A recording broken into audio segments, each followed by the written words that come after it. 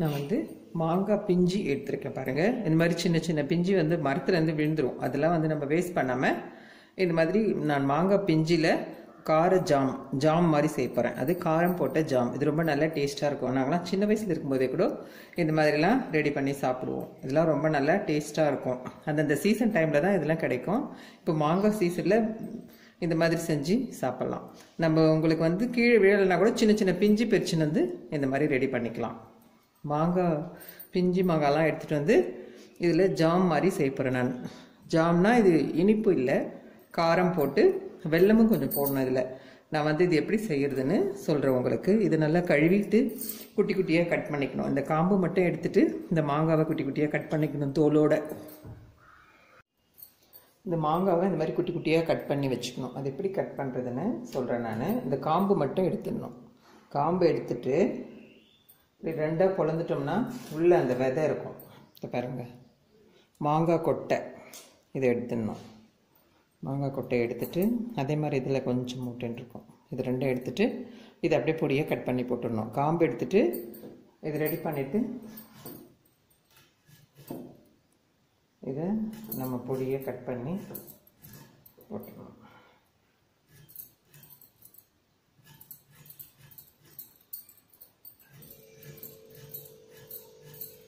ரொம்ப குட்டி குட்டியாக கட் பண்ணிட்டோம்னா நம்ம இந்த பிஞ்சு வந்து கலரி விட விட விட அப்படி ஜாம் மாதிரி ஆகிடும் நம்மளுக்கு.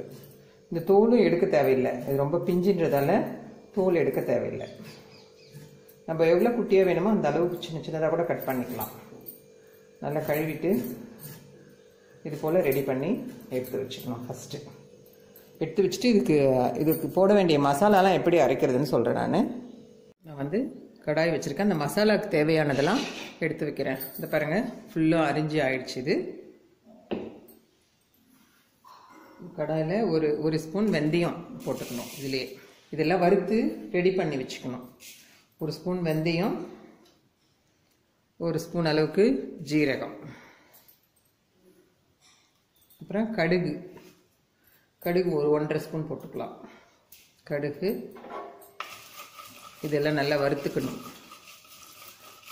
நல்ல வாசனை வரும். கடுகும் நல்ல படப்படன்னு பொரியும். வெந்தயமும் வந்து நல்லா கொஞ்சம் சிகப்பாக வறுபட்டுடணும். அப்போ தான் வந்து நல்லாயிருக்கும். இது ரெண்டும் வறுபட்டதும் காஞ்ச மிளகா வந்து இதிலே போட்டுடலாம். நம்ம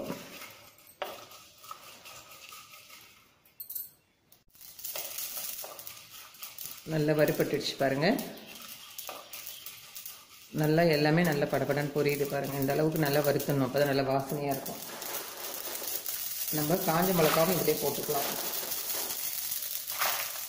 இந்த அளவுக்கு மிளகா நம்ம ரெடி பண்ணிக்கணும். இதை அப்படியே இறக்கி வச்சிடலாம். இந்த வானலில் இருக்கிற சூடே போதும், மிளகா வறுபட்டுடும். இதை அப்படியே நம்ம ஆஃப் பண்ணி இறக்கி இதை அரைச்சி வச்சுக்கணும். மிக்சியில் பவுடர் மாதிரி அரைச்சிடணும். நான் வந்து எண்ணெய் விட்டுருக்கேன், நல்லெண்ணெய். நல்லா ஒரு 1/4 கப் அளவு விட்டுருக்கேன். அந்த அளவுக்கு விட்டுட்டு இந்த மாங்காய் குட்டி குட்டியாக அரிஞ்சு வச்சுருக்கேன். இது ஃபுல்லாக இந்த எண்ணெயிலே வதக்கணும்.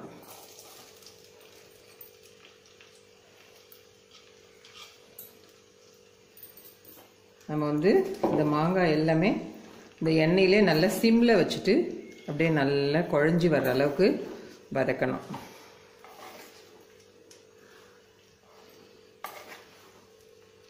இது சூடு ஏற ஏற அளவு வந்து குறைஞ்சினே வந்துடும். இந்த மாங்காவோட அளவு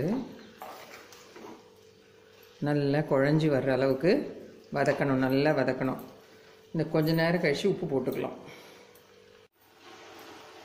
நல்லா இது போல் கலரி நம்ம விட்டுனே இருக்கணும். இல்லைன்னா அடி பிடிச்சிடும். எண்ணெய் நிறைய தான் விட்டுருக்கோம், நல்லா தான் இருக்கும், பிடிக்காது. இருந்தாலும் நம்ம அப்பப்போ கிளறி விடணும். கிளறி விட்டுட்டு சிம்மில் வச்சுடுங்க. அப்போ தான் நல்லா குழஞ்சி வெந்திருக்கும். சிம்மில் வச்சுட்டு மூடி வச்சிடலாம். நம்ம அந்த மசாலாலாம் அரைச்சி ரெடி பண்ணி வச்சுக்கணும்.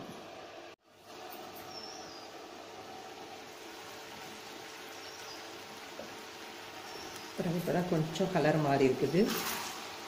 நல்லா குழன்னு வெந்துடும். இது நல்லா இது உடனே யூஸ் பண்ணலாம். இந்த ஊறுகாய் வந்து உடனே யூஸ் பண்ணலாம். ஜாம் மாதிரி இது வந்து தயிர் சாதத்தோடு தொட்டு சாப்பிட்டா ரொம்ப நல்லாயிருக்கும். சாதத்தில் பிசைஞ்சு சாப்பிட்டாலும் நல்லாயிருக்கும். இட்லி தோசைக்கெலாம் கூட நாங்கள் இப்போலாம் போட்டுப்போம். பாருங்கள், நல்லா வேகிறது. கலர் மாறிடுச்சு.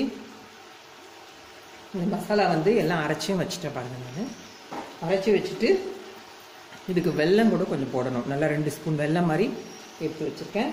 மஞ்சத்தூள், உப்பு, பெருங்காயம், இந்த மசாலா இது எல்லாமே போடணும். இன்னும் ஒரு 2 நிமிஷம் கழித்து மஞ்சத்தூளும் உப்பும் போட்டுடலாம். அப்புறம் கடைசியாக தான் அந்த மிளகாத்தூள்லாம் போடணும். பாருங்கள், இந்த அளவுக்கு இன்னும் கொஞ்சம் நல்லா குழஞ்சி வரும். நம்ம வந்து இதில் மஞ்சத்தூள் போட்டுடலாம். மஞ்சத்தூளும்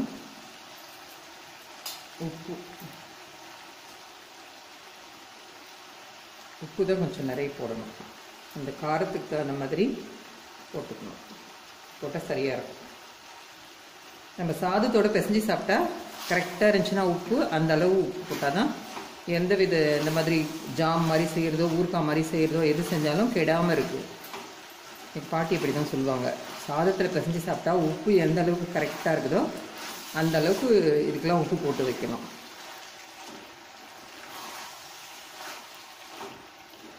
நம்மளுக்கு இந்த எண்ணெயே நல்லா பிரிஞ்சு வருது தெரியுது பாருங்கள். கீழே எண்ணெயிலே நல்லா வதங்கிடணும். இது இன்னும் கொஞ்சம் நல்லா சுருண்டு வந்துடும். அதுக்கப்புறம் மசாலாலாம் போடலாம். நல்லா ஜாம் மாதிரி ஆயிடுச்சு பாருங்கள். இது வந்து பிஞ்சி மாங்கான்றதால இந்த மாதிரி ஆயிடுச்சு. நம்ம தோலோடு தான் போட்டிருக்கோம். நல்லா குழஞ்சி வந்துடுச்சு பாருங்கள். இதான் மாங்காய் பிஞ்சில் ஜாம். இது வந்து கார ஜாம், காரம் போட்டு செய்கிறதால கார ஜாம். இதில் வந்து நம்ம வெல்லம் போட்டுடணும். இப்படியே இது போட்டால் தான் கரைஞ்சி நல்லா அந்த இதில் நல்லா மிக்ஸ் ஆகிடும். போட்டுட்டு பெருங்காயம் போட்டுறேன். நான் கொஞ்சமாக பெருங்காயமும் இதிலே போட்டுடணும். இப்போ வந்து இதை நல்லா மிக்ஸ் பண்ணணும். இந்த வெல்லம்லாம் நல்லா கரைஞ்சி வர அளவுக்கு இன்னும் கொஞ்சம் நல்லா கலரணும்.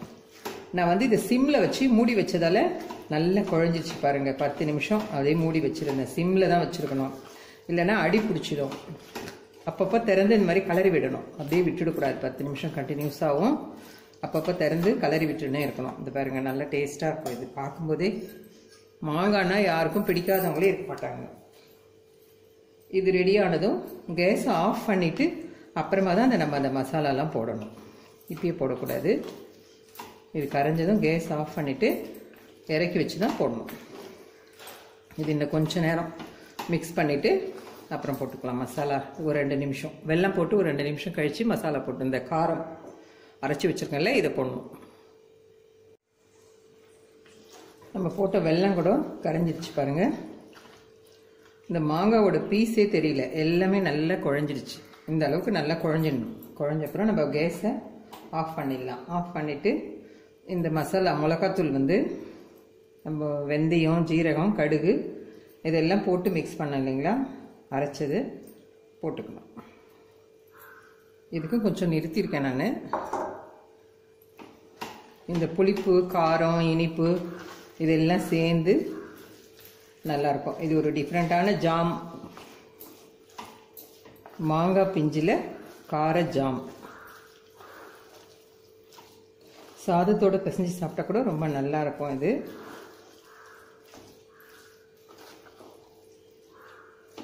மிளகாத்தூள் இது ஃபுல்லு போட்டாமே கரெக்டாக இருக்கும். நீங்களும் இந்த மாதிரி ட்ரை பண்ணி கொடுங்க. குழந்தைங்களும் நல்லா விரும்பி சாப்பிடுவாங்க. இது வந்து மாங்காய் சீசன் அப்படின்றதால நான் உங்களுக்கு இந்த பிஞ்சில் செஞ்சு காட்டினேன். இந்த மாதிரி பிஞ்சி மாங்காய் இருந்தால் கூட பறிச்சு வந்து இந்த மாதிரி செய்யுங்க. இது எங்கள் வீட்டு தோட்டத்திலே இருந்த மாங்காய். இது நான் வந்து பறிச்சுன்னு வந்து செஞ்சேன்.